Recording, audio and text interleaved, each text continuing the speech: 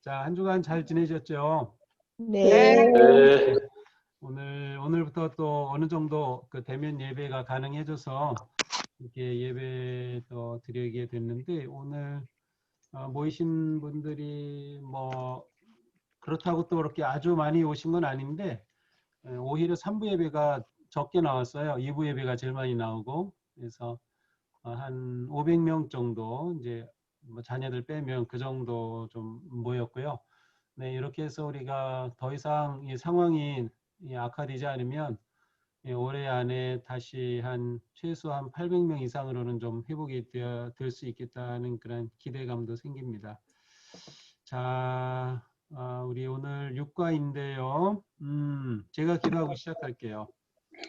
하나님 감사합니다. 오늘도 왕의 명령 6주차 모입니다. 저희들 이렇게 함께 참여할 수 있는 열정과 또 시간과 또 마음 주신 것 감사합니다. 오늘도 아멘. 주님께서 주신 명령을 가슴에 새기면서 하나님께서 우리에게 기대하시는 그런 아름답고 거룩한 성품을 세워갈 수 있도록 인도하여 주시옵소서. 예수님으로 아멘. 기도합니다. 네. 네, 감사합니다. 오늘은 육과 하나님의 율법을 존중하라. 우리 요절 말씀 우리 같이 한번 마태복음 5장 17절 18절입니다. 우리 같이 한번 해보겠습니다. 내가 율법을 선지자를 생각하지 생각하지 말라. 것이 배운 아니요 것이 온전하게 아니요 하려 함이라. 온전하게 하려 함이라. 실로 너희에게 너희에게 이르노니 천지가 없어지기 없어지기 전에는 율법의 율법의 율법의 일점 일액도 없어지지 결코 아니하고 다 이루리라. 마태복음 5장 17에서 18절 말씀. 아멘. 네, 아유, 잘하셨습니다. 잘하셨습니다. 자, 오늘은 이제 하나님께서 우리에게 주신 그 율법에 관해서 이렇게 보게 되는데요. 자, 제가 한번 화면 공유하면서 네. 자, 여기 보시면 탐구 질문이 있죠. 율법은 아무도 구원하지 못하는데 왜 믿음의 조상인 아브라함은 부자에게 형제들이 모세와 선자들 말을 듣지 않으면 지옥에 구원받지 못한다 말했는가? 네, 이게 누가복음에 나오는 이 말씀이죠. 이게 거지와 그 부자 사이에 있었던 그러한 하나의 그 비유의 이야기인데 그 이야기를 통해서 예수님께서 주신 그런 말씀입니다. 야, 요 질문을 한번 가슴에 이제 이렇게 담아둔 채, 근데 이번 육가에서는 그 답을 곧장 그 다음에 그 같은 내용을 이제 설명해주고 있어요. 자, 하나님 나라의 율법, 하나님 나라는 일반적으로 나라 하면 세 가지 근본 요소가 있다. 왕의 법, 백성이죠. 왕과 법과 백성. 또 중요한 요소가 또 하나 더 있는데 뭘까요? 나라가 영토가 땅이 있어야 있어야죠. 땅. 네, 땅이 있어야 되는데 여기서는 뭐 땅은 이제 얘기하지 않고 있어요. 아마 하나님의 나라라는 개념을 설명하려고 보니까 이제 어떤 지리적인 그러한 것은 이제 뺀 것 같습니다. 네, 영토와 왕과 법과 백성이 이제 한 나라를 이루게 되죠. 하나님 나라의 법은 구약 성경에서 제정되고 신약 성경에서 해설된다. 자, 구약이 제정되고 신약이 해설된다는 말은 구약 성경의 말씀은 신약을 통해서 풀어진다는 것을 알 수 있어요. 구약의 말씀은 신약을 통해서 의미가 밝혀지고 풀어진다. 이것은 우리 기독교인에게는 절대적인 그러한 원리죠. 유대인들에게 있어서는 유대인들은 신약이나 예수님을 믿지 않기 때문에 구약만 가지고 있어요. 그래서 그들에게는 이와 같은 법이 이제 적용이 되지 않죠. 하지만 이제 우리에게는 구약의 모든 말씀은 신약으로 판단이 되고 해설되고 의미를 부여받게 됩니다. 자, 이제 아까 우리 탐구 질문서를 봤던 누가복음의 이 이야기인데요. 여기에 보면 이제 나사로와 부자 이야기가 나오죠.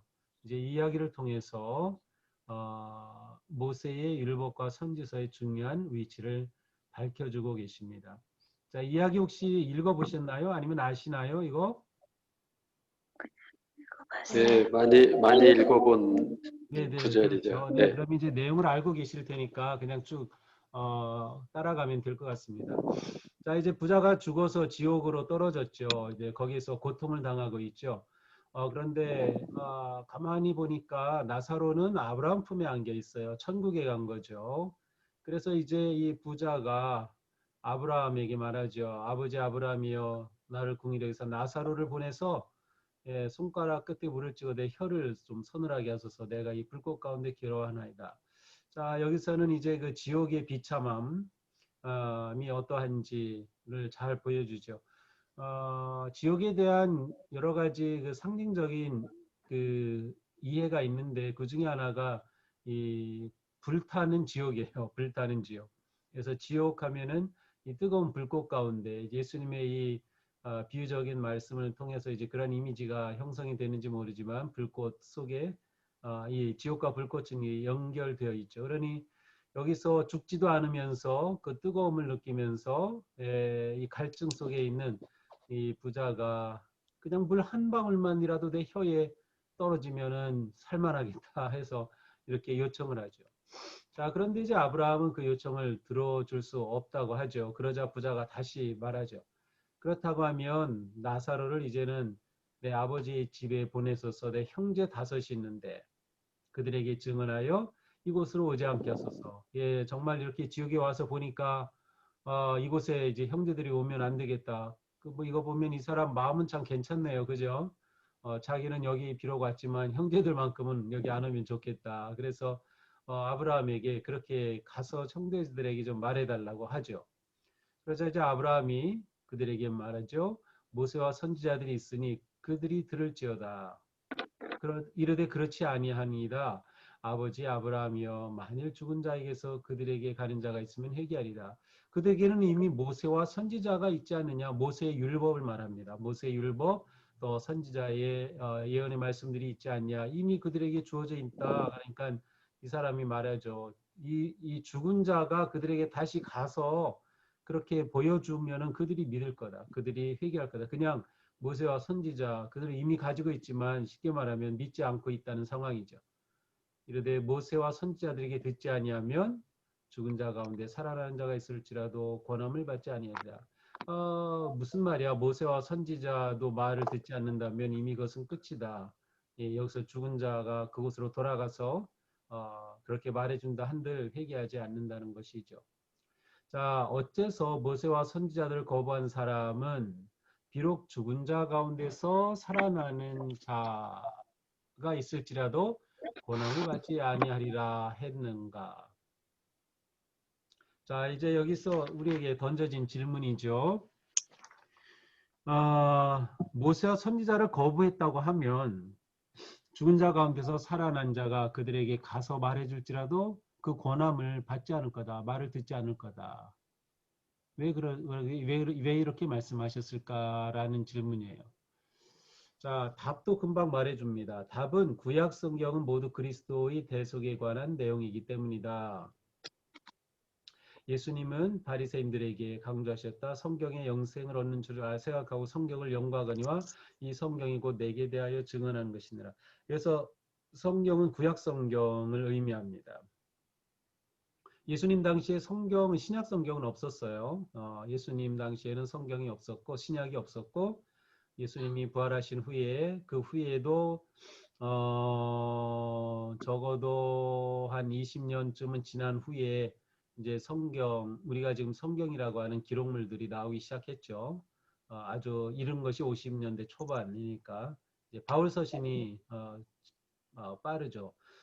이런 상황이죠.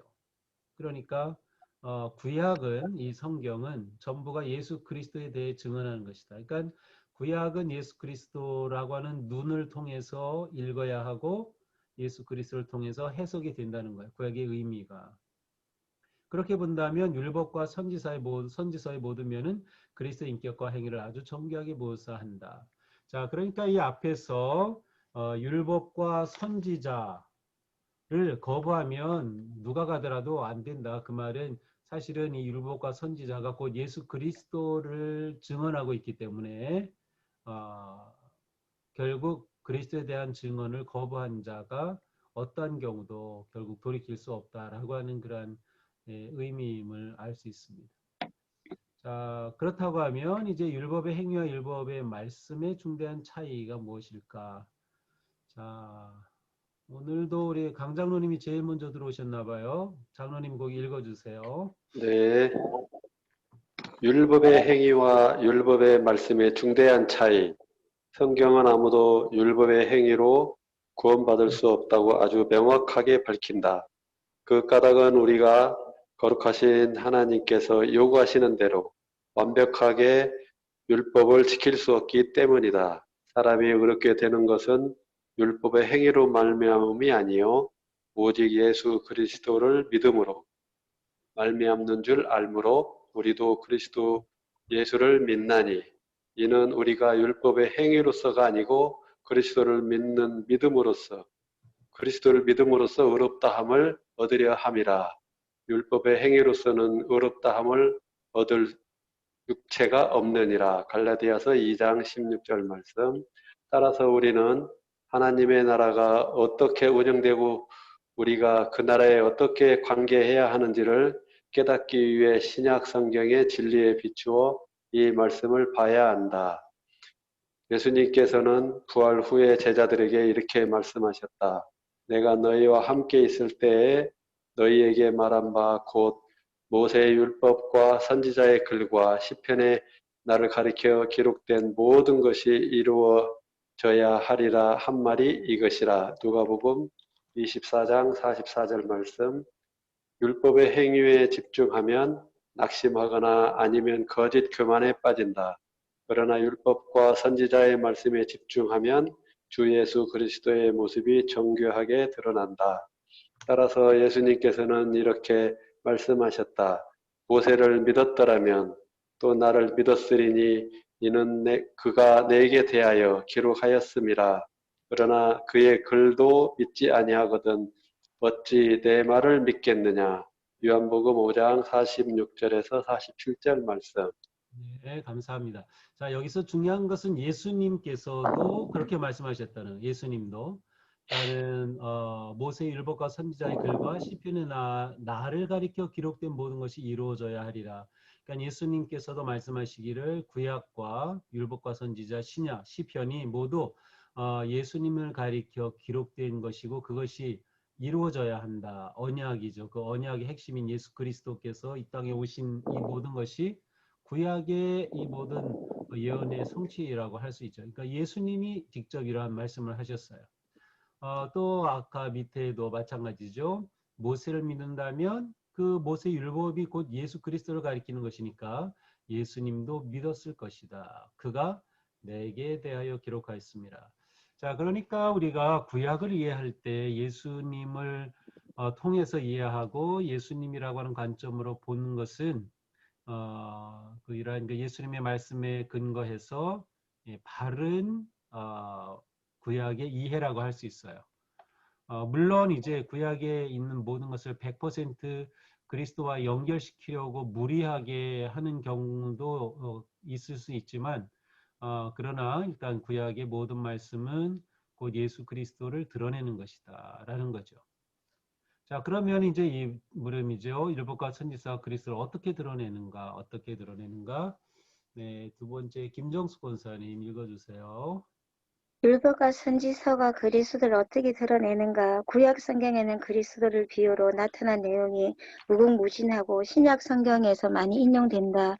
예를 들어 예수님을 둘째 아담이라고 부른다. 아담 안에서 모든 사람이 죽은 것 같이 그리스도 안에서 모든 사람의 삶을 얻으리라 기록된 바 첫사람 아담은 생명이 되었다 한과 같이 마지막 아담은 살려주는 영이 되었나니 고린도전서 15장 22절 45절. 아브라함이 외아들 이삭을 제물로 바친 모습은 하나님께서 세상의 죄를 대신해 독생자를 제물로 내주신 것을 정교하게 나타낸다. 아브라함의 제단 위치도 예수님의 십자가 위치라는 추측이 지배적이다. 모세는 율법의 상징이고 여러 족속을 애굽의 속박에서 벗어나게 했어도 그들을 광야에서 벗어나게 하지는 못했다. 여호수아가 이 백성을 약속된 땅으로 인도하여 모세의 일을 끝마쳤고 이것이 예수님을 정교하게 묘사한 구약 성경의 사례다. 신약 성경의 가르침은 구약 성경의 정언에서 직접 인용된 경우가 많다. 바울은 이렇게 썼다. 형제들아 나는 너희가 알지 못하기를 원하지 아니하노니 우리 조상들이 다 구름 아래 있고 바다 가운데 지나며 모세에게 속하여 다 구름과 바다에서 세례를 받고 다 같은 신령한 음식을 먹으며 다 같은 신령한 음료를 마셨으니 이는 그를 따르는 신령한 반석으로부터 마셨으며 그 반석은 곧 그리스도시라. 그러나 그들의 다수를 하나님이 기뻐하지 아니하셨으므로 그들이 광야에서 멸망을 받았느니라. 이러한 일은 우리의 본보기가 되어 우리로 하여금 그들의 악을 절개한 것 같이 절개하는 자가 되지 않게 하려 함이니 그들 가운데 어떤 사람들과 같이 너희는 우상 숭배하는 자가 되지 말라. 기록된 바 백성이 앉아서 먹고 마시며 일어나서 뛰는다 한과 같으니라. 고린도전서 10장 1절에서 7절 말씀. 아멘. 네, 감사합니다. 자, 여기 보니까 이제 실제로 그 율법과 선지서가 그리스도를 어떻게 드러내는가 이제 몇 가지 예를 들어 보였죠. 여기 보니까 둘째 아담, 예수님은 둘째 아담이다. 이제 창세기에 처음 나오는 인간 아담의 이야기가 있는데 바로 이 이야기가 예수님을 둘째 아담으로 드러내시는 그러한 첫째 아담과 둘째 아담의 그 구도를 그려내는 틀이 되죠. 또 아브라함이 외아들 이삭을 제물로 바친 것은 마치 하나님이 독생자 예수 그리스도를 제단으로 바친 제물로 내주신 대속의 제물로 내주신 것을 또 드러내죠. 간접적으로. 또 여기 보니까 아브라함의 제단 위치가 예수님이 십자가 위치다라는 추측이 지배적이다. 네, 이것은 고고학적으로는 증명이 되지는 않았어요. 고고학적으로 증명되지 않았지만 일반적으로 아브라함의 제단의 그 위치가 예수님의 십자가의 위치일 것이다 라고 보통 생각을 합니다. 그러니까 성지순례 가면 이제 이 십자가의 위치가 이렇게 아주 엄청나게 막 사람들이 가장 많이 몰리는 곳이에요. 그것을 보려고. 그래서 뭐 그것만 보는데 3시간이 걸려요. 보통.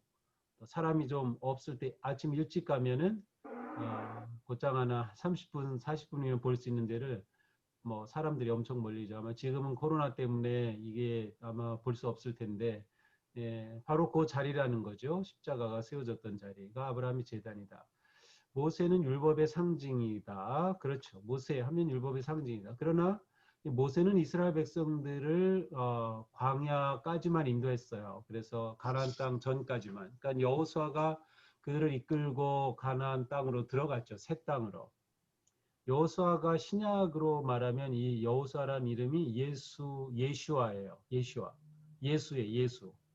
그러니까 여호수아를 신약식으로 말하면 똑같은 이름이 바로 예수입니다. 그러니까는 이름이 같고 또 그 한 일을 보면 예수님을 잘 반영하고 있다 이렇게 할 수 있어요. 이처럼 이제 신약의 많은 가르침이 구약의 것을 인용하기도 하고 바탕으로 하기도 합니다. 또 이게 재밌는 것은 이제 모세가 이스라엘 백성들을 이끌고 또 바다 홍해를 건너고 구름을 지나고 또 그들이 광야에서 만나를 먹고 그들이 뭐 기적적으로 나오는 물을 마시면서 한 이것을 또 신약으로 와서는 그 세례와 성찬과 연결돼. 이게 신령한 음식과 신령한 음료가 성찬입니다. 성찬, 우리가 성찬식을 하잖아요.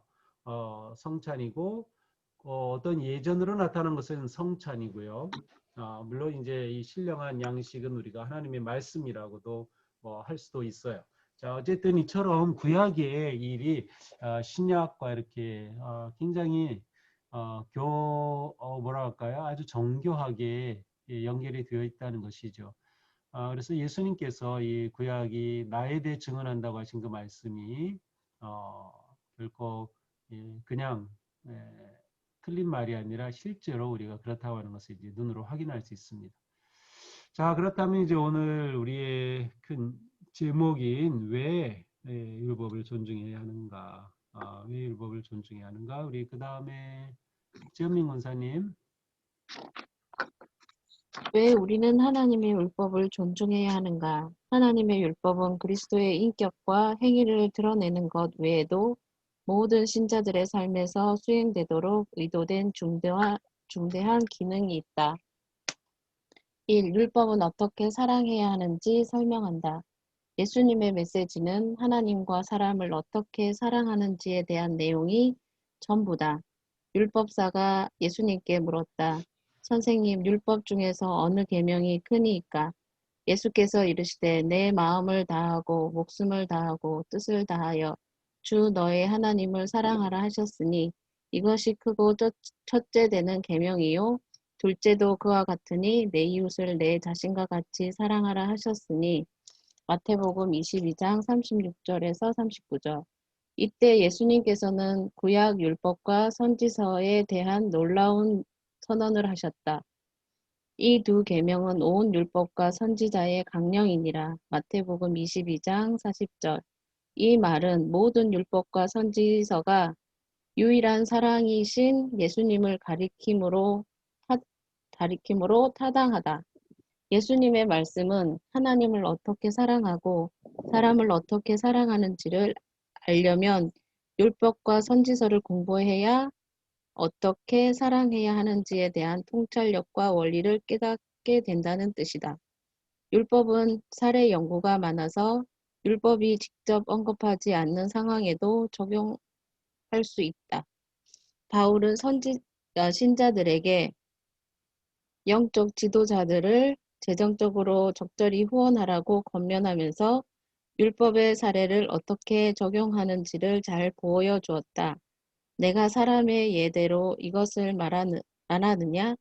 율법도 이것을 말하지 아니하느냐?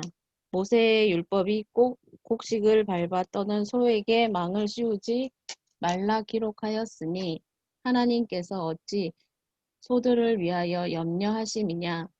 오로지 우리를 위하여 말씀하심이 아니냐?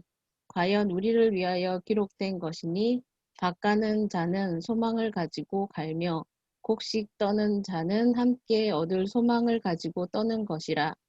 우리가 너희에게 신령한 것을 뿌렸은즉 너희는 육적인 것을 거두기로 과하다 하겠느냐. 고린도전서 9장 8절에서 11절. 바울은 이 교훈을 재차 언급하면서 구약 율법을 적용한 점에 큰 권위를 두었다. 잘 다스리는 장로들은 배나 존경할 자로 알되 말씀과 가르침에 수고하는 이들에게는 더욱 그리할 것이니라. 성경에 일렀으되 곡식을 밟아 떠는 소의 입에 망을 씌우지 말라 하였고 또 일꾼이 그 삭을 받는 것은 마땅하다 하였느니라. 디모데전서 5장에서 17절에서 18절 말씀. 네, 자 이제 왜 우리가 율법을 존중해야 하는가의 이제 첫 번째는 바로 율법은 어떻게 사랑해야 하는지를 설명한다. 어떻게 사랑해야 하는지. 그래서 이제 이 모든 율법의 핵심이 사랑으로 요약이 되고 예수님도 하나님을 사랑하고 이웃을 사랑하는 것으로 이렇게 요약을 하셨죠. 그래서 율법과 선지서가 예수님께서 전한 이런 복음의 핵심인 하나님 사랑과 이웃 사랑의 이 내용을 율법이 이미 포함하고 있다. 특별히 이제 율법은 이러한 것들에 대한 구체적인 예시, 사례 연구라고 여기는 하는데요. 구체적인 예시를 제공해 주므로 우리가 이 예수님의 말씀을 잘 이해하는 데 굉장히 유용하다는 거죠. 그러면서 이제 바울이 이 모세의 말을 어떻게 실제적인 목회 상황에 적용했는지를 이제 그 한 예로 이렇게 보여주었습니다. 자, 두 번째 우리가 율법을 존중해야 하는 이유는 두 번째. 그다음 우리 선서영 집사님.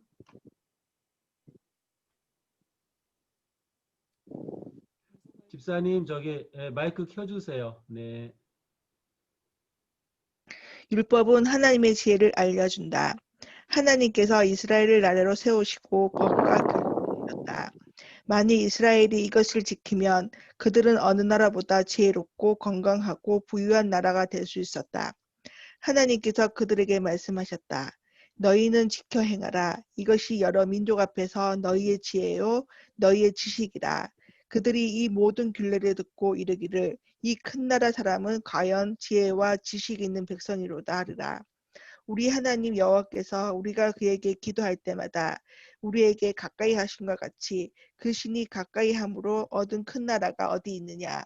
오늘 내가 너희에게 선포한 이 율법과 같이 그 규례와 법도가 공의로운 큰 나라가 어디 있느냐. 오직 너는 스스로 삼가며 내 마음을 힘써 지키라. 그리하여 내가 눈으로 본 그 일을 잊어버리지 말라. 내가 생존하는 날 동안에 그 일들이 내 마음에서 떠나지 않도록 조심하라. 너는 그 일들을 내 아들과 내 손자들에게 알게 하라. 신명기 4장 6절에서 9절 말씀. 다윗은 이렇게 증언했다. 주의 계명들이 항상 나와 함께 하므로 그것들이 나를 원수보다 지혜롭게 하나이다. 내가 주의 증거들을 늘 읊조림으로 나의 명철함이 나의 모든 스승보다 나으며 나의 주의 법도들을 지킴으로 나의 명철함이 노인보다 나으니이다. 시편 119장 98절에서 100절 말씀. 율법의 기능 중 하나는 하나님께 거룩한 경외심을 갖도록 하는 것이다. 따라서 여호와를 경외함이 지혜의 근본이라. 그의 계명을 지키는 자는 다 훌륭한 지각을 가진 자이니. 시편 111편 10절 말씀. 성경은 하나님께서 당신 백성을 어떻게 다루시는지 증언한다. 여호와의 율법은 완전하여 영혼을 소성시키며 여호와의 증거는 확실하며 우둔한 자를 지혜롭게 하며. 시편 19편 10절 말씀. 네, 감사합니다. 자, 두 번째로 우리가 율법을 존중해야 하는 이유는 율법이 하나님의 지혜를 알려준다는 거죠. 우리가 잘 아는 말씀이죠. 여호와를 경외함이 지혜의 근본이다. 계명을 지키는 자가 훌륭한 지각을 가진 자다. 그래서 이 율법, 구체적으로 하나님의 계명이 하나님의 지혜를 우리에게 알려준다. 하나님의 지혜를 통해 우리가 지혜로운 자가 되는 것이죠. 그 구체적인 내용을 이 율법이 하나하나 제공해 주기 때문에 우리는 율법을 통해서 하나님의 지혜를 알 수 있게 되는 것이죠. 그래서 그 구약에서 항상 이제 강조하는 게 이 말씀의 지혜를 아들과 손자들에게 알게 하라. 대를 이어서 하나님의 이 지혜를 계승하고 전수하는 것이 이스라엘 백성들에게는 아주 중요한 일이었습니다. 그래서 그들은 어떻게 전수할지를 연구하였고 다양한 율법의 해석을 제시하였고 요즘 하브루 뭐죠? 그 교육 방식 같은 게 굉장히 또 새로운 그런 교육 방식으로 이제 우리 꿈땅에서도 그걸 했나요? 근데 바로 유대인들이 자녀들에게 하나님의 지혜를 전수하는 굉장히 중요한 경험적인 방식이죠. 바로 율법은 하나님의 지혜를 우리에게 알려주기 때문에 율법을 당연히 존중해야 하는 거죠. 자, 세 번째입니다. 네, 안 한 분이 누구죠? 다 하셨나요? 최적인 권사님. 최정인 권사님이 어디 계신가? 계세요, 권사님? 네, 네. 이 화면에서 사라져가지고 어디 계신가? 네. 네. 최정인 권사님 해주세요. 네. 3. 율법은 우리를 그리스도께 인도한다. 바울은 구약 율법을 초등교사로 정의한다. 이같이 율법이 우리를 그리스도께 인도하는 초등교사가 되어 우리도 하여금 믿음으로 말미암아 의롭다함을 얻게 하려 함이라. 갈라디아서 3장 24절 말씀. 초등교사로 번역된 헬라어 파이다고고스는 유복한 가정의 아들들을 학교에 데려다주는 믿음직한 노예를 가리킨다.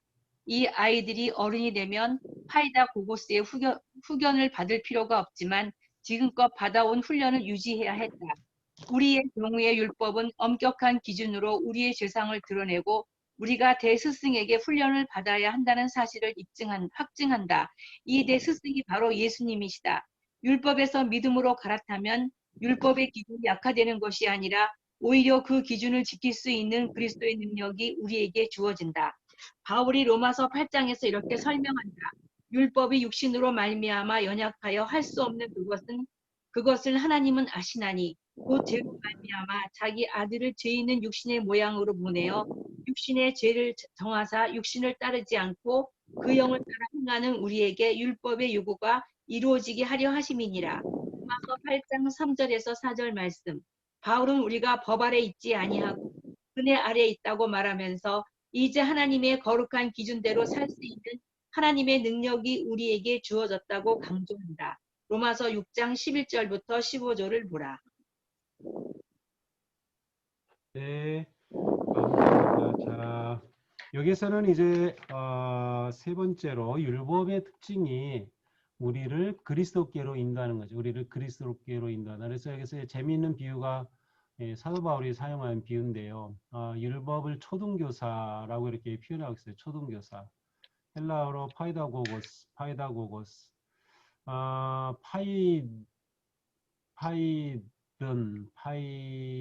파이도스는 이제 어리다, 또 뭐 그런 의미가 있는데, 그래서 여기는 초등의 교사다라는 그런 뜻인데, 원래 이제 이 당시에 그 부유층 아니면 그 사회 지도층에서는 그 자녀들을 뭐라고 할까요? 이렇게 돌봐주는 그러한 믿음직한 노예를 두었어요. 근데 단지 학교다 데려다 주는 것만이 아니라 사실은 가장 기본적인 것들을 가르쳐 주기도 했습니다. 그래서 그들을 이제 파이다고고스라고 했고, 바로 초등교사와 같은 역할을 하는 거죠. 이것은 자라나는 아이들의 초기에 어떻게 인생길로 나가야 할지를 그 안내받는 굉장히 중요한 그 당시에 어떤 관습이었습니다. 마치 이처럼 율법이 우리를 그리스도께로, 진정한 스승인 그리스도께로 인도하는 초등교사와 같은 역할을 한다라는 거죠. 근데 이제 여기서 재미있는 것이 율법에서 믿음으로 갈아타면 율법의 기준이 약화되는 게 아니라 기준을 지킬 수 있는 그리스도의 능력이 우리에게 주어진다. 이제 이러한 게 이해가 굉장히 중요하죠. 그러니까 예수님을 믿으면 율법이 필요 없어진다는 것이 아니라 사실은 예수님을 믿음으로 율법을 더 온전하게 성취할 수 있다는 거죠. 율법의 그 기준을 지킬 수 있는 능력을 그리스도 안에서 우리가 받게 되는 것이죠. 그래서 율법은 우리를 궁극적으로 그리스도께로 인도하는 초등교사와 같은 역할을 하고 있다. 이제 이것은 특별히 바울이 구약을 이해한 굉장히 중요한 포인트였습니다. 그는 바리새인이었고 뭐 율법의 정통한 박사였는데 이 율법이 그리스도께로 인도하는 역할을 하고 있다는 것을 깨달은 그러한 위대한 사도였죠. 그래서 우리는 이제 사도 바울의 편지들을 통해서 이 구약과 신약의 관계를 이렇게 아주 명쾌하게 볼 수 있는 그러한 지혜와 통찰력을 얻었다고 볼 수 있습니다. 자, 네 번째는 뭔가요? 율법을 규정한다. 우리 다시 강 장로님 읽어주세요. 네.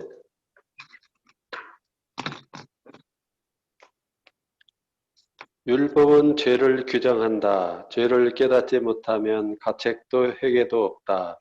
이런 까닭에 사탄은 수단과 방법을 가리지 않고 하나님의 율법을 깎아내리고 계명을 보지 못하게 사람들의 눈을 가린다. 바울은 이 점을 명백히 밝혔다. 그런즉 우리가 무슨 말을 하리요? 율법이 죄냐? 그럴 수 없느니라.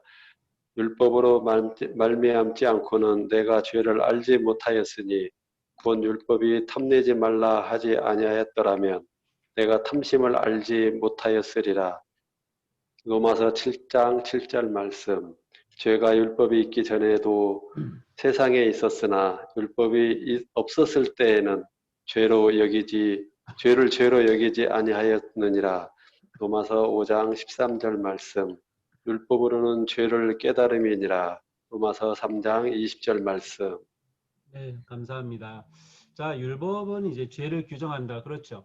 자, 일단 어떻게 보면 율법이 있기 때문에 그것이 죄라고 하는 것을 깨닫게 되는 거예요.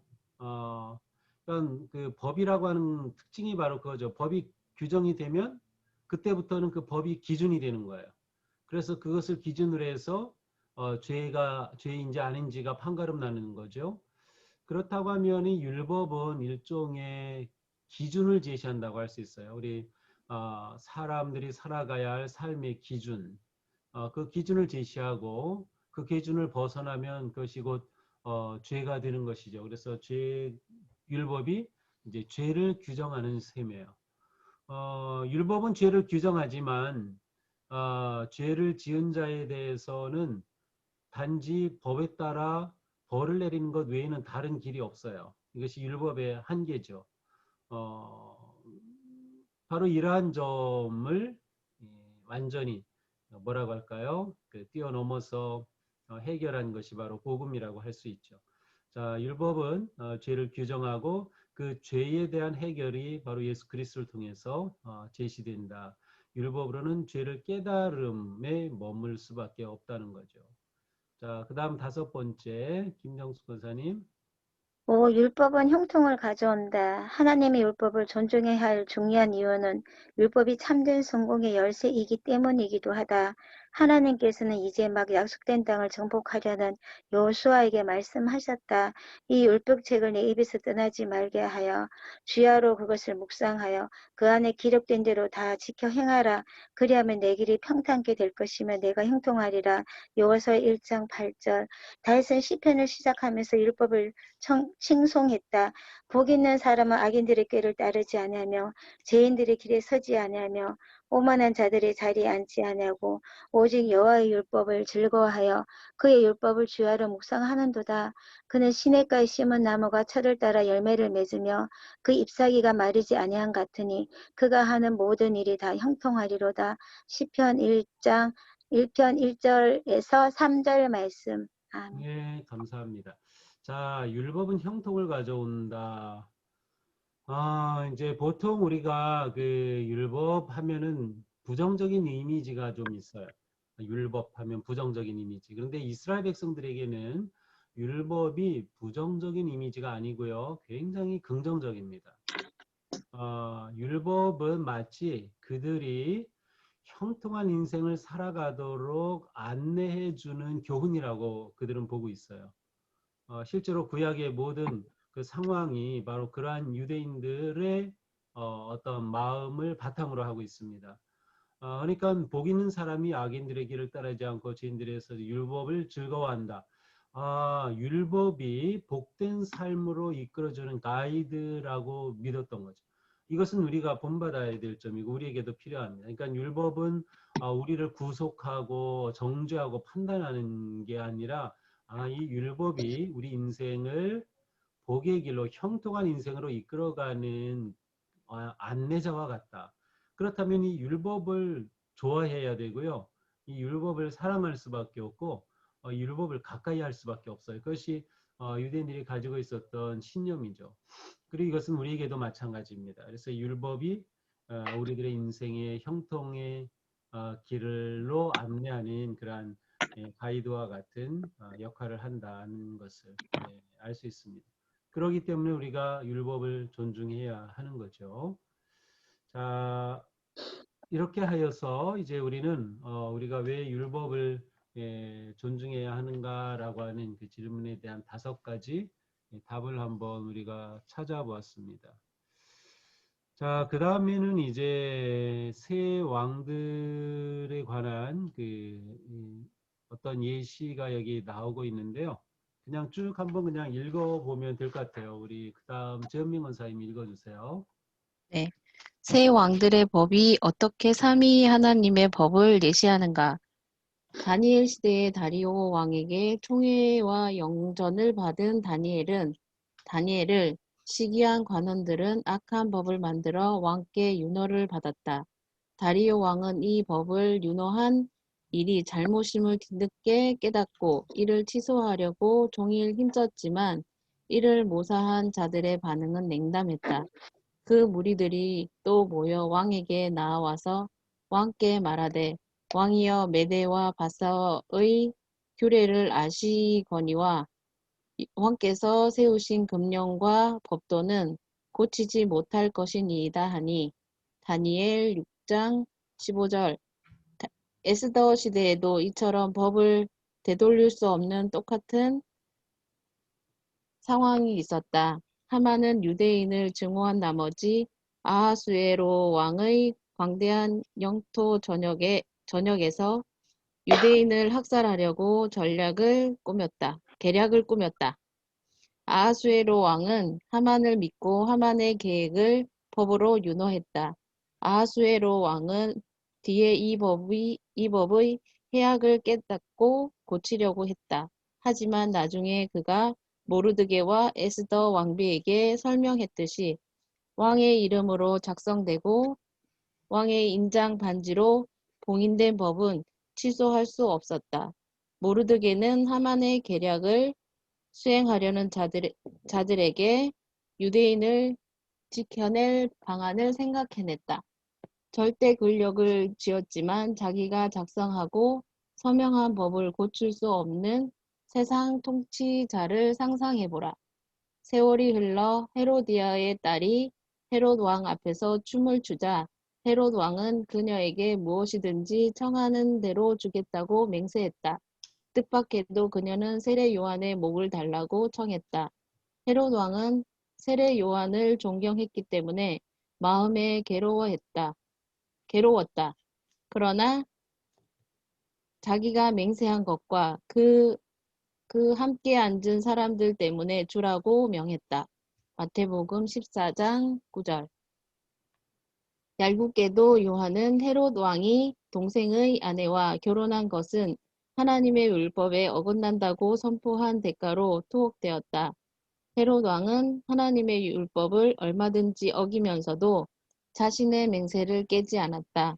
이런 세상 왕들도 자기 법을 고칠 수 없는 것이 사실이라면 만왕의 왕께서 만든 법은 얼마나 더 위대하겠는가. 하나님의 율법은 고칠 수 없다. 예수님께서 이렇게 말씀하셨다. 그러므로 누구든지 이 계명 중 지극히 작은 것 하나라도 버리고 또 그같이 사람을 가르치는 자는 천국에서 지극히 작다 일컬음을 받을 것이요. 누구든지 이를 행하며 가르치는 자는 천국에서 크다 일컬음을 받으리라. 마태복음 5장 19절 말씀. 네, 감사합니다. 자, 여기 세 왕들이 등장하죠. 이게 보면은 다니엘 시대의 다리오 왕, 그 다음에 쭉 내려가서 에스더 시대의 아하수에로 왕이 있고요. 또 예수님 당시에 헤롯 왕이 있어요. 자, 이 세 왕의 공통점은 무엇이죠? 자기가 만든 법을 지키도록 했다. 지킨 거죠. 지키도록 했다. 수 없다. 네, 위반하지 않았다. 네, 자기가 만든 법을 스스로 피할 수가 없었던 거죠. 네네.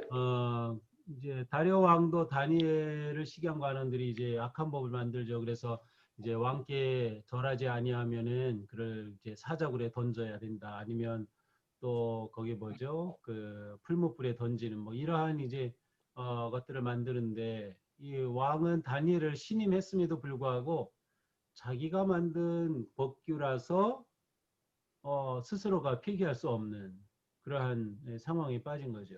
에스더 시대도 마찬가지죠. 아하수에로. 그래서 이제 모든 유대인을 다 죽이라고 이제 하만을 계략으로 그렇게 왕의 명령을 다 하달했는데 하만의 그 음모가 발각이 되면서 즉시 이제 다시 또 사신을 보내게 되는 그런 상황에 빠지게 되죠. 이 헤로드 왕도 역시 마찬가지.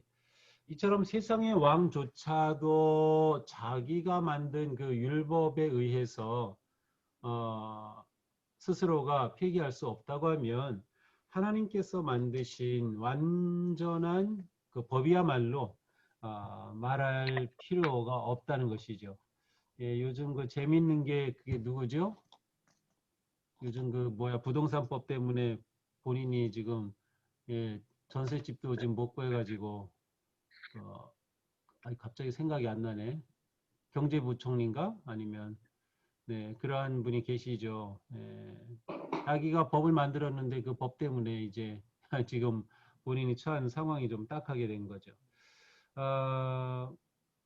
이제 이것은 이제 이 제목에서는 새 왕들의 법이 삼위일체 삼위 하나님의 법을 어떻게 예시하는가인데 하나님의 법은 이 세상의 법과는 비교도 할 수 없는 법인데 그 완전한 하나님이 세우신 법이야말로 물릴 수 없는 거죠. 1.1핵이라도 거부할 수 없는 그러한 그 법의 권위를 가지고 있음을 이제 말해주고 있습니다. 자, 하나님의 율법에서는 가늠한 사람을 돌로 죽이라고 했는데 어째서 간음으로 붙잡힌 여인을 정죄하지 않은? 자, 이것은 이제 예수님에게 있었던 일인데 율법이 정말 이렇다고 하면 예수님이 또 율법을 완성하신 분으로 왔다고 하면 율법에 대해서 그대로 따라서 이 여인을 쳐 죽여야 하는데 아니 그렇지 않았다 하는 것은 율법을 어긴 것일까? 라는 거죠. 예수님의 행위에 대해서 정말 그럴까를 이제 우리가 물어보면 생각하게 하는 내용이죠. 한번 그냥 쭉 읽어보겠어요. 우리 다음에 선소영 집사님. 하나님의 율법에서는 간음한 사람을 돌로 쳐 죽이라고 했는데 어째서 간음으로 붙잡힌 여인을 정죄하지 않으셨는가? 예수님 시대의 종교 지도들에게는 재판을 열어 정의를 수행할 법적 권위가 있었다. 따라서 그들은 간음한 여인을 예수님께 데려와 예수님을 이 소송에 끌어들였다. 그들은 이렇게 말했다. 선생이여, 이 여자가 간음하다가 현장에서 잡혔나이다. 모세는 율법에 이러한 여자를 돌로 치라 명하였거니와 선생은 어떻게 말하겠나이까? 그들이 이렇게 말함은 고발할 조건을 얻고자 하여 예수를 시험함이러라. 예수께서 몸을 굽히사 손가락으로 땅에 쓰시니 그들이 묻기를 맞지 아니한지라. 이에 일어나 이르시되 너희 중에 죄 없는 자가 먼저 돌로 치라 하시고 다시 몸을 굽혀 손가락으로 땅에 쓰시니 그들이 이 말씀을 듣고 양심의 가책을 느껴 어른으로 시작하여 젊은이까지 하나씩 나가고 오직 예수와 그 가운데 섰는 여자만 남았더라. 예수께서 일어나 여자 외에 아무도 없는 것을 보시고 이르시되 여자야, 너를 고발하던 사람이 어디 있느냐? 너를 정죄한 자가 없느냐? 대답하되 주의 없나이다. 예수께서 이르시되 나도 너를 정죄하지 아니하노니 가서 다시는 죄를 범죄하지 말라 하시니라. 요한복음 8장 4절에서 11절 말씀. 이 사건은 예수님께서 간음을 간과하신 사례가 아니라 오히려 신명기 17장 6절 말씀대로 모세의 율법을 철저히 준수한 사례이다. 죽일 자를 두 사람이나 세 사람의 증언으로 죽일 것이요 한 사람의 증언으로 죽이지 말 것이며 신명기 17장 6절 말씀. 네, 감사합니다. 자, 우리 이 사건 우리 너무도 잘 알고 있죠. 예수님께서 이 가늠한 여인에 대해서 내리신 예수님의 이 결정은 율법을 어긴 것이 아니라 오히려 율법을 철저히 지킨 것이다. 왜냐하면 너희 중에 죄 없는 자가 먼저 치라. 그렇다면 나서서 이 여인이 이 죄를 졌으니 돌을 던지는 사람들이 나타났으면 두세 사람의 증인으로 인해서 이 여인이 마땅히 벌을 받아야 했겠지만 사실은 이 여인에 대해서 그와 같은 증인자가 나타나지 않은 셈이죠. 그래서 여기서는 이제 독특하게 이 예수님의 이 사건을 예수님이 오히려 율법을 철저히 지키신 사건으로 해석을 하는 거죠. 두 사람, 세 사람이 증언이 있어야 되는데 없는 상황에서는 돌로 치는 것이 오히려 율법을 어기는 것이 되기 때문이죠. 자, 그렇다면 하나님의 율법 혹은 하나님의 말씀은 언제 없어지는가? 좀 질문 자체가 좀 이상하죠. 언제 없어지는가라고 이렇게 물었는데 왜냐하면 예수님께서 율법의 완성자로 오셨다고 하면 그럴 땐 그 율법은 완전히 폐기되어야 되는 게 아닌가라고 물어볼 수 있어요. 그렇다면 하나님의 율법은 언제 없어지는가라는 거죠. 우리 최정인 권사님. 하나님의 율법은 언제 없어지는가? 율법은 예수님께서 오시기 전까지만 효력이 있고 예수님께서 오신 후부터는 불필요해서 폐지된 줄로 아는 사람이 많다. 마태와 누가의 증언에 따르면 율법과 선지자는 요한의 때까지요. 그 후부터는 하나님의 나라의 복음이 전파되어 사람마다 그리로 침입하느니라. 누가복음 16장 16절 말씀. 예수님께서는 여기서 멈춰서 율법이 세례 요한 이후부터는 폐기된 것처럼 끝내시지 않고 다음 구절에서 율법의 영구성을 확증하신다. 그러나 율법의 한 획이 떨어짐보다 천지가 없어짐이 쉬우리라. 누가복음 16장 17절 말씀. 이 말은 그리스도께서 땅에 계신 동안 모세의 율법을 사랑의 법으로 변환하고 선지서의 말씀을 그리스도의 모습으로 변형하는 나라를 세우셨다는 뜻이다. 예수님께서는 율법을 완성하러 오셨다는 말은 예수님께서 율법의 지시를 다 수행하고 나서 율법을 폐기하러 오신 것이 아니라 율법을 예수님에 대한 새로운 의미로 가득 채우려고 오셨다는 뜻이다. 사실 율법에는 아직도 완성되지 않은 종말에 대한 다니엘의 예언도 아직 성취되지 않았고 하나님께서 다시는 땅을 홍수로 멸하지 않으시리라고 약속하신 노아의 언약과 다윗의 후손이 영원히 보좌에 앉으리라 약속하신 다윗의 언약처럼 아직도 유효한 언약이 많다. 네, 감사합니다. 자, 하나님의 율법은 언제 없어지나요? 써지지 않아요. 없어지지 않아요. 아, 네, 그러네요. 없어지는 것이 아니라 오히려 더 충만해진다. 예수 그리스도를 통하여 율법의 의미가 확증되고 그 율법이 완성이 되는 것이다. 그러니까 예수님이 율법을 완성하신다고 하는 뜻은 율법을 이제 더 이상 필요 없는 폐기물로 만드는 것이 아니라 오히려 그 율법을 새로운 의미로 재해석하시고 그 뜻을 충만하게 세워가신다라고 하는 것이죠. 자, 만약에 율법이 없어져야 된다면 우리에게는 더 이상 구약 성경은 필요 없을지도 몰라요. 근데 우리에게는 이 말씀이 필요하죠. 그래서 2000년 넘게 구약 성경이 우리의 경전으로 계속해서 우리 말씀의 보고가 되고 있습니다. 자, 그 다음 그리스도께서는 율법의 참된 의미를 밝히심으로 어떻게 율법을 존중하셨는가? 자, 예수님은 어떻게 율법을 존중하셨을까? 있나요, 우리 강장로님? 네, 그리스도께서는 율법의 참된 의미를 밝히심으로 어떻게 율법을 존중하셨는가? 예수님께서 당신의 백성에게 오셨을 당시에 사람들은 모세 율법의 대부분을 오해하고 오용했다.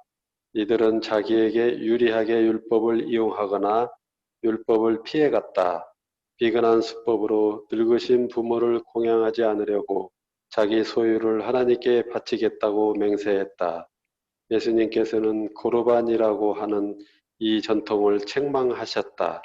하나님이 이르셨으되 내 부모를 공경하라 하시고 또 아버지나 어머니를 비방하는 자는 반드시 죽임을 당하리라 하셨거늘 너희는 이르되 누구든지 아버지에게나 어머니에게 말하기를 내가 드려 유익하게 할 것이 하나님께 드림이 되었다고 하기만 하면 그 부모를 공경할 것이 없다 하여 너희의 전통으로 하나님의 말씀을 폐하는도다. 마태복음 15장 4절에서 6절 말씀.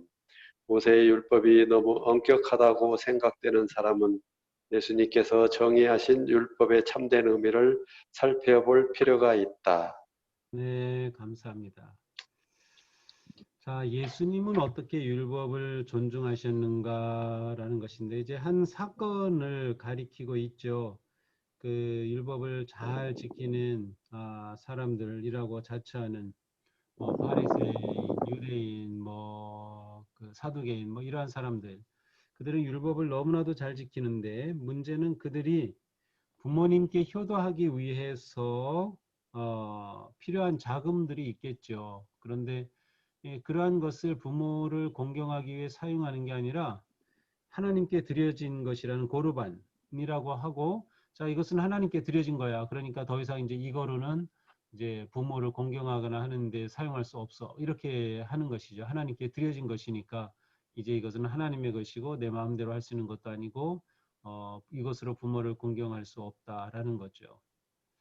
자, 이게 이제 고르반이라고 하는 그러한 그 당시에 일종의 어떤 관습 제도 법이었는데 예수님께서는 이 사람들의 그 생각이 오히려 율법의 진정한 의미를 오해했다고 판단하시고 오히려 그들이 잘못되었음을 말하고 있어요.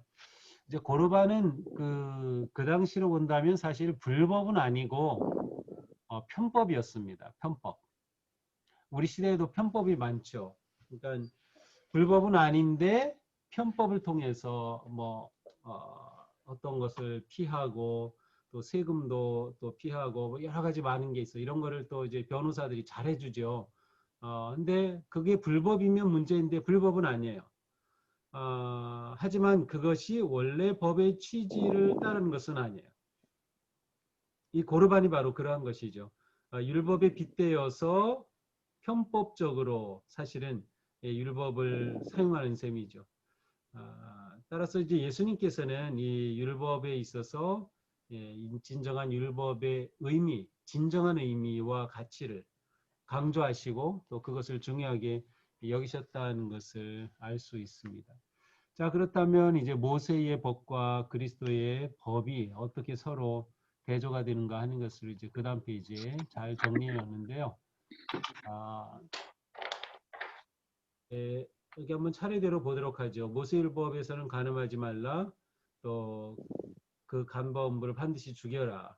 근데 예수님께서는 음욕을 품고 보는 자마다 이미 간음했다. 예수님이 제시하시는 기준은 굉장히 뭐라고 할까요?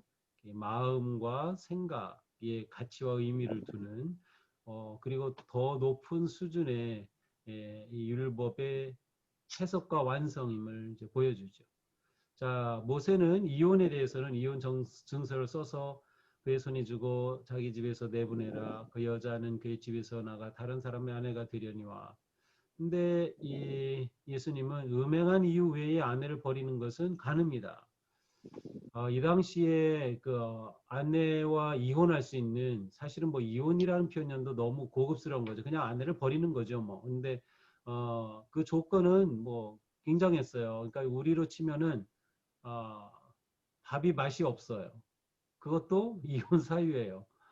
그냥 남편이 이거 밥 맛없네, 너 이혼이야. 그러면 그냥 그것은 끝장이에요. 더 이상 해결책이 없어요. 그 당시에 이 부부의 관계라는 게 굉장히 이렇게 정말 여성 차별적이고 여성 혐오적인 그런 부분이 있었죠. 근데 예수님은 분명히 잡아주시죠. 음행한 이유 외에 아내를 버리는 것은 그건 남자가 가름하는 것이다.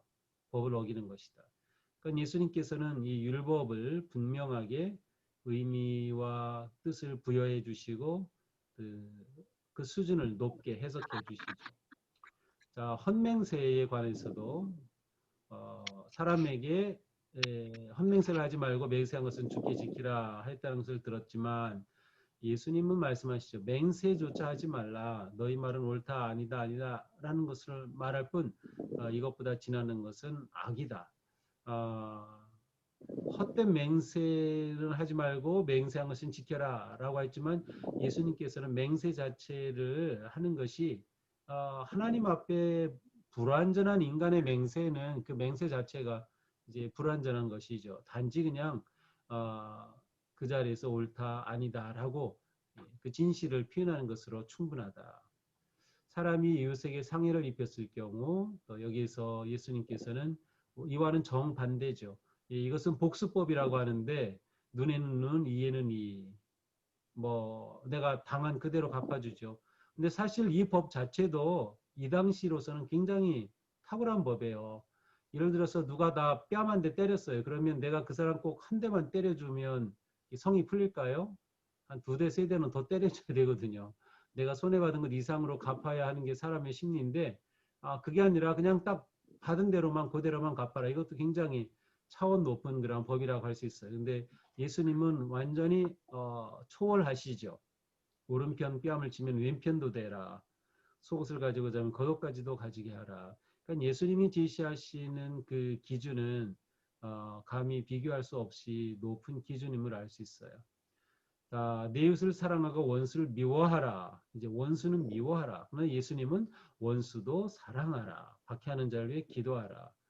예, 이처럼 이제 율법과 예수님의 사랑의 법은 그 수준이 다르고 의미가 다르고 깊이가 다름을 알 수 있습니다. 그러나 사실 한편으로 우리에게 있어서는 예수님께서 너무도 이렇게 수준 높은 법을 말씀하시니 우리가 이건 더 지킬 수가 없는 거죠. 더 힘들게 느껴지죠. 그러나 예수님의 법은 우리를 올무에 가두려고 하는 그러한 어떤 과거의 율법이 아니라 우리를 진정으로 자유케 하시려는 하나님의 은혜고, 예수님은 이렇게 하셨을 뿐만 아니라 실제로 우리가 이러한 삶을 살아갈 수 있는 길을 스스로 열어주신 거죠.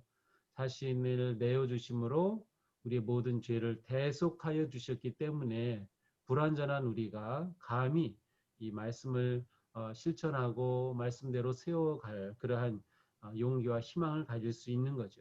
그리고 주님은 우리가 한 행위로 판단하시는 것이 아니라 우리의 믿음의 고백을 통해서 우리를 의롭다 하시는 그러한 주님이시기 때문에 오히려 주님의 법은 완벽하면서도 모든 사람이 그 법을 통해서 진정으로 사랑하는 삶을 살아갈 수 있는 길까지 제시해 주신 그러한 분이시다는 것을 알 수 있습니다.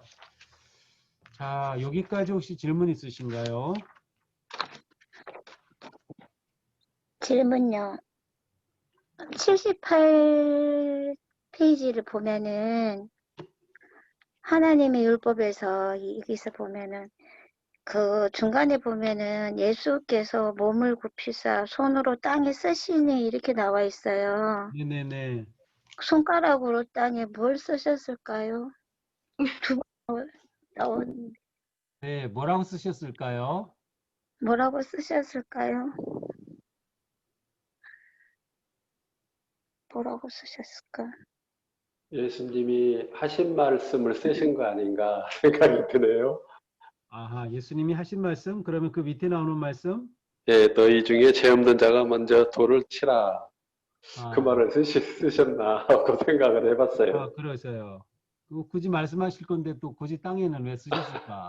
그러니까. 예, 또 다른 분은, 예, 뭐라고 땅에 쓰셨을까요? 네, 여기는 뭐 답은 없어요. 예, 답이 있으면 제가 이미 답을 얘기했겠죠. 어떤 성경학자도 정답은 제시한 게 없어요. 내가 생각하기엔 이럴 것 같다. 뭐 그 정도일 뿐이죠. 예, 어떤 분은 이제 뭐라고 하냐면 그 뒤에 잠깐 언급되는 것처럼 예수님께서 그 신명기 17장 6절이라고 쓰셨다. 물론 이 당시에는 장절은 없어요. 이 당시에는 장절은 없고, 그러니까 예수님이 여기 두세 증인으로 죽일 것이다. 이 구절을 쓰지 않았을까라고 묻기도 하고, 또 어떤 사람은 여기 그 말씀하신 내용을 참고로 해서 너희 중에 죄가 없는 자가 누구냐? 뭐 이렇게 썼다고 뭐 추측하기도 하고요. 또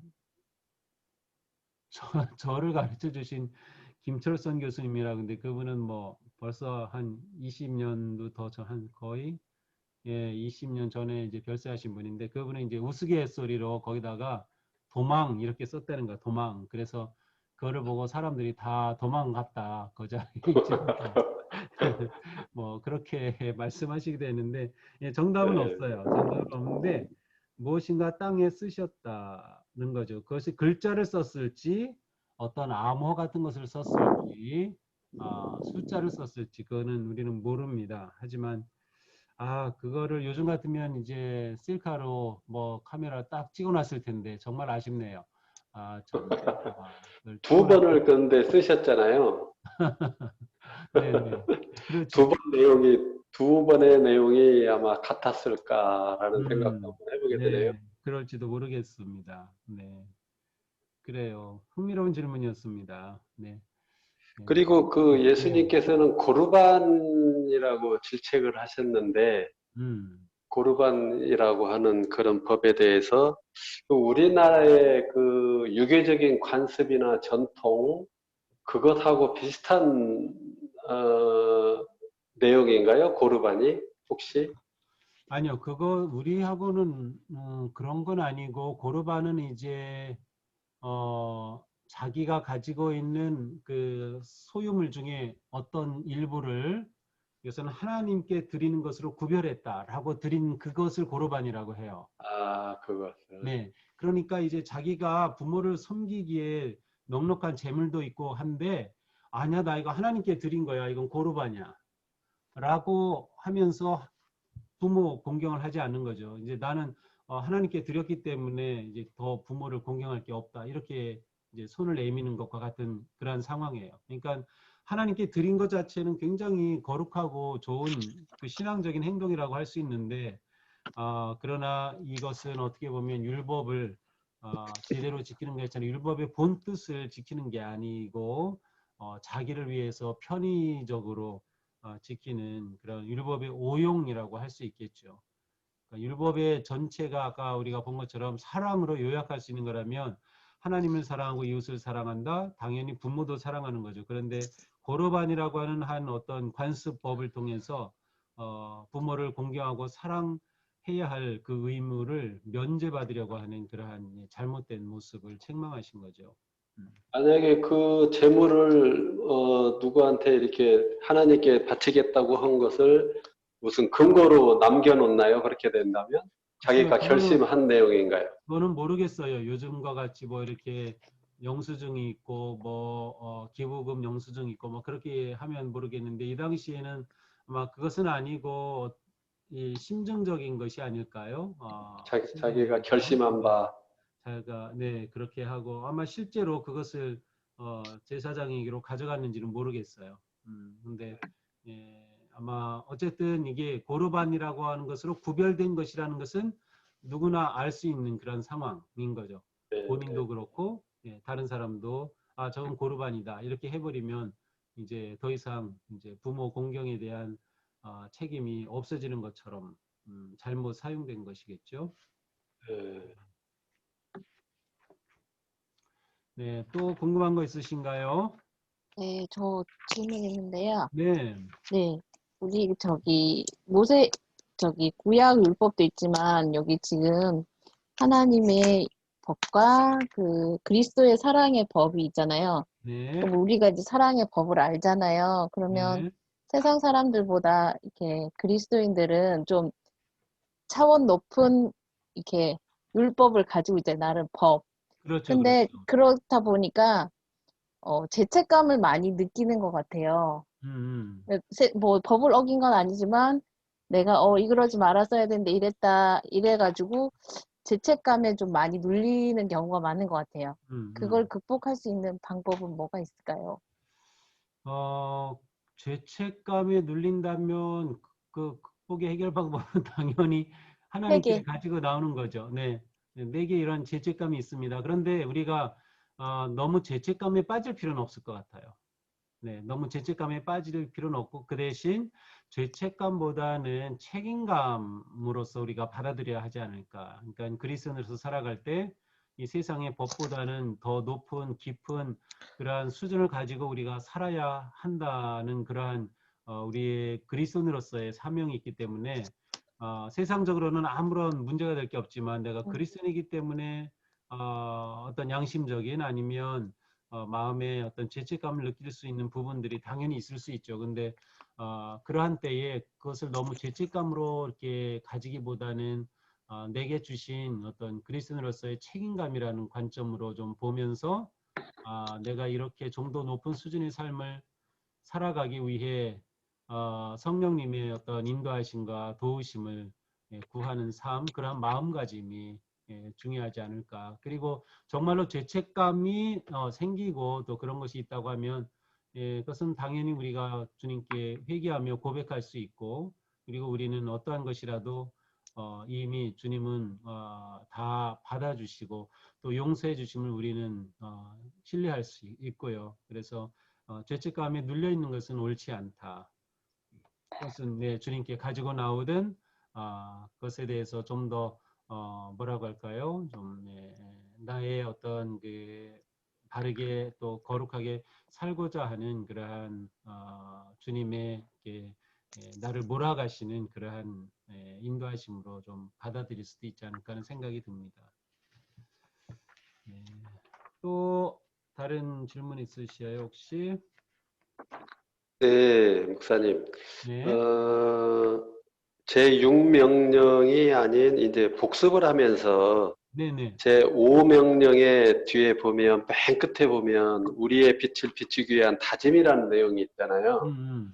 거기에 보면 마지막 번에 나는 사람들을 그리스도께 이끌기 위해 세상 방법을 쓰지 않겠다라고 다짐하는 그런 게 있는데 세상 방법이라는 게 요즘에 그런 전도 방식을 얘기하는 건가요? 아니면 어떤 다른 방법을 이렇게 표현한 건지.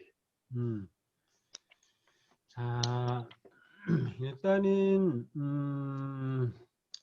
처음에 우리가 어디서 나왔죠? 이과에서 나왔나? 그 낚시 얘기가 나온 적이 있어요. 그리고 네, 우리는 낚시에 바늘에다가 미끼를 껴서 잡는 게 아니다. 라고 이제 네, 말하면서 또 하나는 이 세상의 음악을 사용해서 젊은이들의 집회를 하고 하는 것에 대해서 부정적으로 이제 얘기를 하는 부분이 있었어요.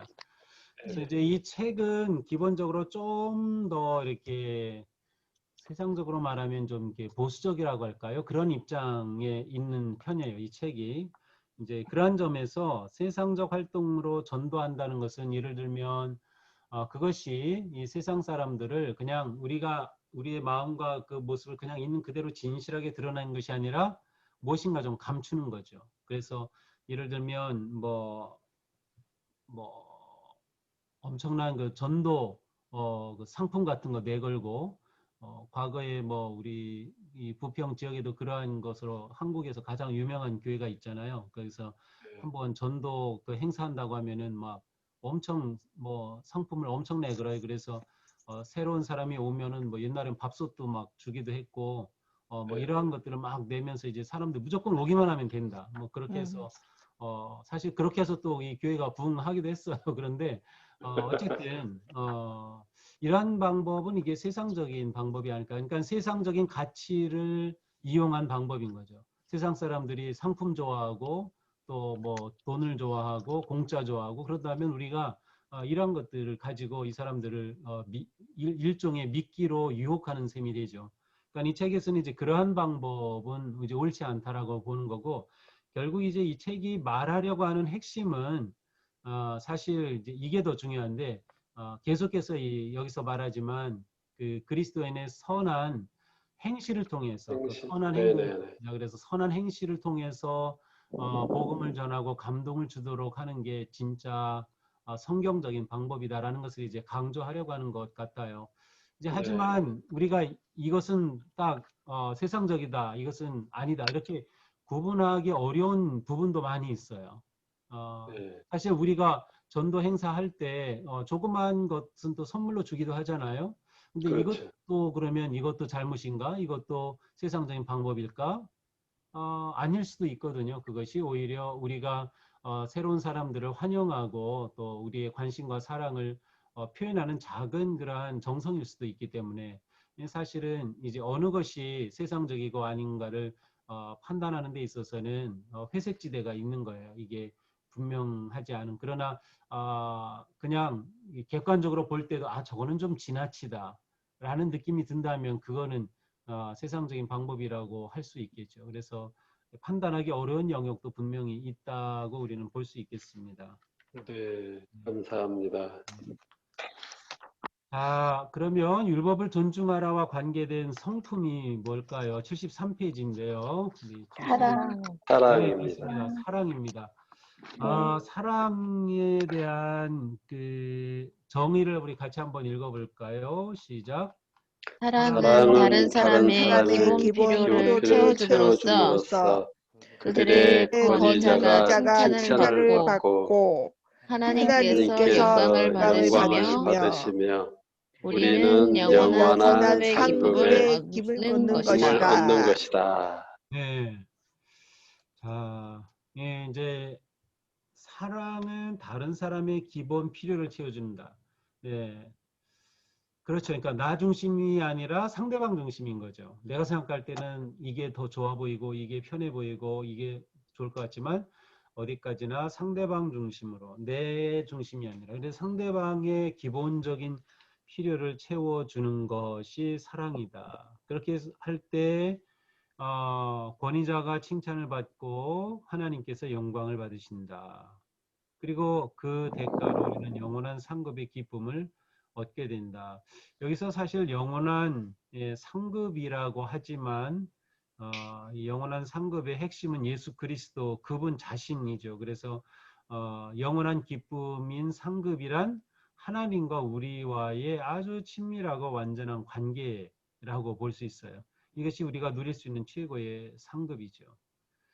자, 그 밑에 보면 참는 사랑은 이득을 바라지 않고 주는 것이다. 이득을 바라지 않고 대가 없이 주는 게 사랑이다. 또 사랑만이 유일하게 세상이 알아보는 제자의 증표다.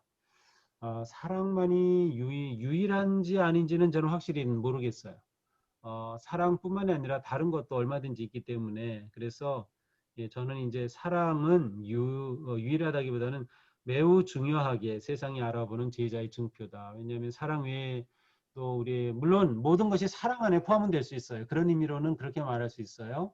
그러나 우리의 봉사, 섬김, 우리의 관심 이란 모든 것들은 만약에 사랑과 다른 개념으로 본다면 유일하다고 표현하는 것은 좀 부담이 될 수 있고요. 하지만 전체를 사랑해서 우러러나온 것이라고 본다면 유일하다고 할 수는 있을 것 같아요.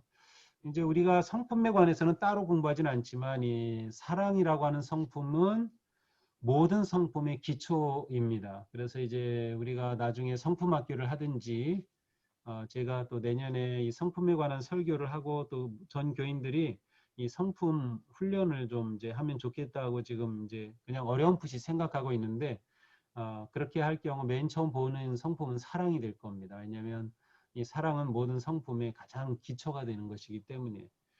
자, 율법을 존중하는 것과 사랑은 어떤 관계가 있을까요? 왜 율법을 존중하라 했는데 사랑이 왔을까요? 율법이 기준을 만들어주기 때문에 율법을 율법이 모든 것의 기준이 되기 때문에 그 기준의 핵심이 뭐죠? 사랑이요. 그렇죠. 사랑이죠. 네, 하나님 사랑, 이웃 음, 사랑. 그렇죠. 음. 율법이 말하는 것은 사랑이고 그 사랑이 모든 것의 기준이 되는 것이다. 네, 그렇죠. 그러니까 당연히 이 율법을 존중하라로부터 이제 사랑이라고 하는 성품을 우리가 이렇게 연결해 볼 수 있을 것 같습니다.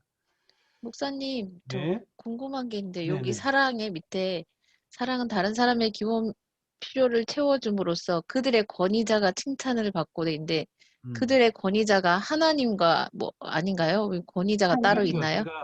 제가 앞에서는 그들의 권위를 하나님이라고 제가 설명을 한 적이 있는데, 여기서는 그 권위자라고 하는 것을 아마도 제가 생각하기에는, 그 교회 리더, 아니면 그 어떤 교회 대표와 같은 그러한 그 리더를 의미하는 게 아닐까 하는 생각이 들어요. 근데 왜냐하면 대체로 이제 우리의 권위자는 오직 하나님, 주님만이 우리의 진정한 권위자가 되시기 때문에 제가 앞에서 권위자를 하나님으로 이렇게 설명을 한 적이 있어요. 근데 여기서는 이제 권위자와 하나님을 따로 이렇게 구분해서 설명을 하고 있기 때문에 그들의 권위자라고 한다면 제가 잠깐요. 제가 영어로는 뭐라고 되나 한번 찾아볼게요.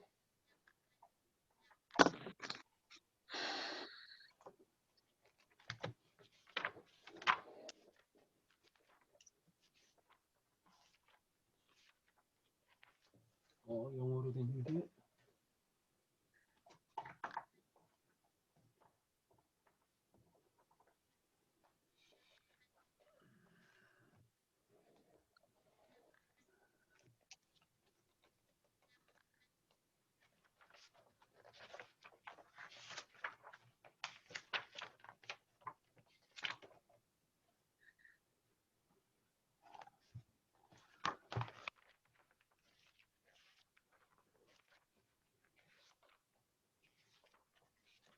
아하, 이게 영어하고 좀 다르게 번역을 했네요.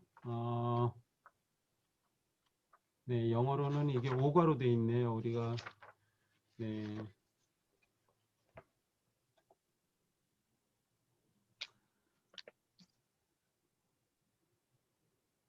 여기에 보면은 그 영어로 된 거를 직역하면 그들의 authority니까 제가 말씀드린 것처럼 지도자들이 인정을 칭찬을 받고라기보다는 여기서는 신임을 받고가 직역하면 신임의 크레딧으로 되어 있어요. 그래서 그들의 authority라고 되어 있으니까 이 authority 하면은 어떠한 그 모임이나 또 조직이나 단체에 있어서의 최고의 어떤 권위를 가지고 있는 사람이라고 할 수 있어요. 그렇다고 하면 가정에서는 부모가 될 수 있겠고요. 그래서 자녀가 이렇게 사랑을 하게 되면 그들의 권위인 부모가 신임을 받게 되고, 네, 그런 뜻. 또 교회라고 하면은 그 사역의 국장이나 부장이 신임을 받게 되고, 또 교회 전체로 본다면 뭐 담임 목사가 신임을 받게 되고, 네, 그러한 의미로 되어 있어요. 그래서 여기서 권위자는 어떤 그 리더고, 칭찬이라고 하는 것은 칭찬받고 하면은 우리가 생각할 때는 누구로부터 칭찬인가인데 원래 원문상으로는 세상으로부터의 칭찬이고요. 세상으로부터 신임을 받는 크레딧을 얻는 그러한 결과라고 되어 있네요. 네, 그런 뜻으로 되어 있어요. 네. 네, 그러면은 오늘은 여기까지 하고 제가 오늘은 깜빡 잊고 찬송가를 부르지 않고 그냥 시작을 했어요. 근데 우리가 마지막 그 두 번째 찬송 216장인데 우리 같이 부른 다음에 오늘은 우리 선서영 집사님 기도해 주시고 마치도록 하겠습니다. 우리 찬송 같이 일단 부르겠습니다.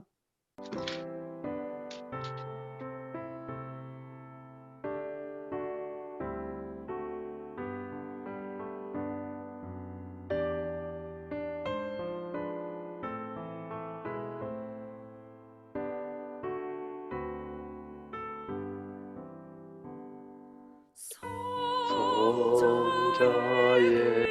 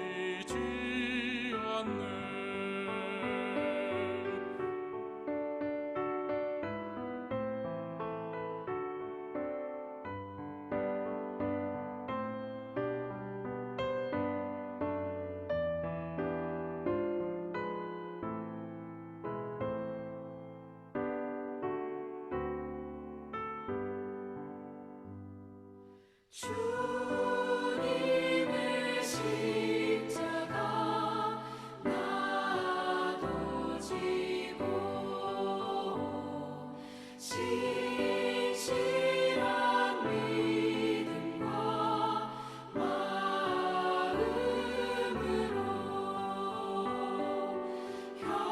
형제의 사랑과 친절한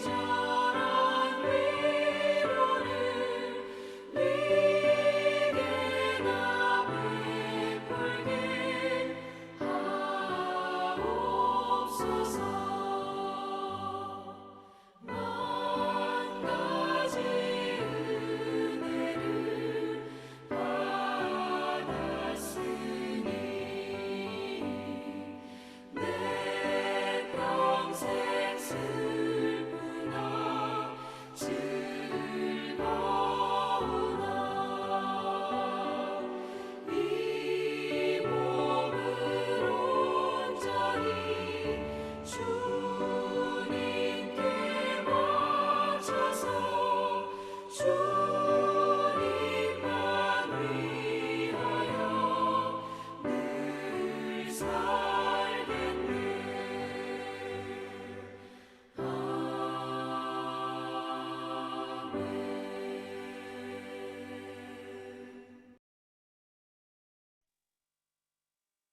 기도하겠습니다. 주님 감사합니다. 이 시간을 허락하셔서 하나님의 사랑과 하나님의 법을 알게 하시고 하나님 말씀 속에 거하게 하심을 감사드립니다. 아직까지 부족하지만 모든 것을 주님께 맡기는 삶이 되게 하시고 항상 하나님을 사랑하는 마음으로 나아갈 수 있도록 도와주셔서 하나님의 뜻에 맞게 저희들이 세상 속에서도 하나님의 빛을 발하는 저희 자녀들이 되게 하시고 저희들이 되게 하여 주시옵소서. 하나님의 사랑을 실천할 수 있는 삶이 되기를 소망합니다. 하나님 아직까지 부족하지만 정말 하나님의 사랑으로 율법 아래 있던 저희를 이렇게 사랑으로 메어주시고 사랑으로 감싸주셔서 이 또한 은혜 속에서 살게 하였음을 고백합니다. 하나님 모든 것을 주님께 맡기오며 주님을 의지하는 삶이 되길 원하고 하나님을 진정으로 정말 사랑할 수 있는 믿음을 허락하여 주시옵소서. 감사하고 예수님에도 기도드렸습니다. 아멘. 네, 너무 감사합니다. 예, 한 주간도 잘 지내시고요. 예, 다음 주는 우리가 3시에서 교회에서 새가족실에서 보는 걸 하겠습니다. 네, 오늘도 수고 많았어요. 사랑합니다. 네. 감사합니다. 네, 안녕히